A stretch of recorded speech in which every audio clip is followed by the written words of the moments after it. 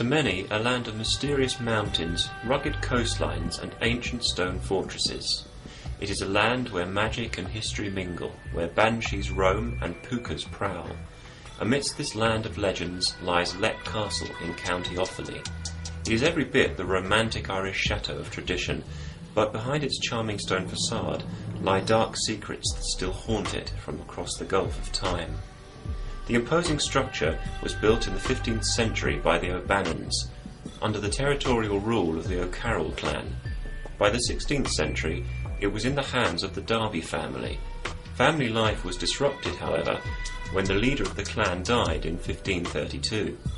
A bitter family power struggle erupted, turning the O'Carroll brothers against each other. One of them, a priest, was celebrating a family mass in the castle chapel when his rival sibling burst in, wielding a sword. He plunged it into his brother's body and killed him in front of his relatives. To this day, the scene of this terrible murder is known as the Bloody Chapel. Throughout its history, Leap Castle has been the scene of imprisonment and execution. When workmen were renovating the ancient building, they discovered an oubliette, a small dungeon where unfortunate souls were locked away in the darkness and left to die. Indeed, the name oubliette comes from the French oublier, meaning to forget. The workmen found spikes on the dungeon floor and removed several loads of human bones. As is so often the case in places with such a long and often grisly history, the dark shadows of Leap's past are still felt in the present day. In fact, Leap enjoys the reputation of being one of Ireland's most haunted castles.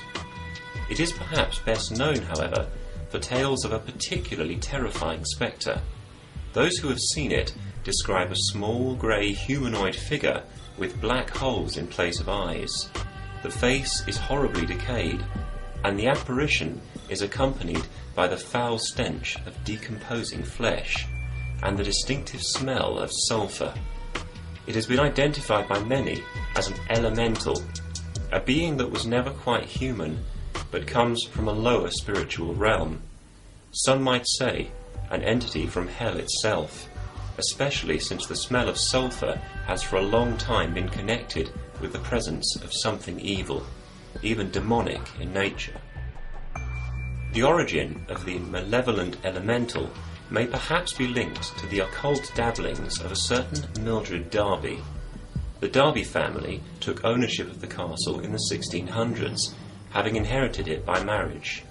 In 1909, Mildred wrote in the Occult Review of the séances she carried out at the castle, describing her subsequent encounter with the elemental. "About the size of a sheep," she wrote, "thin, gaunt and shadowy. The horrible smell gave me a deadly nausea." It seems that whatever she drew to the castle has remained there ever since.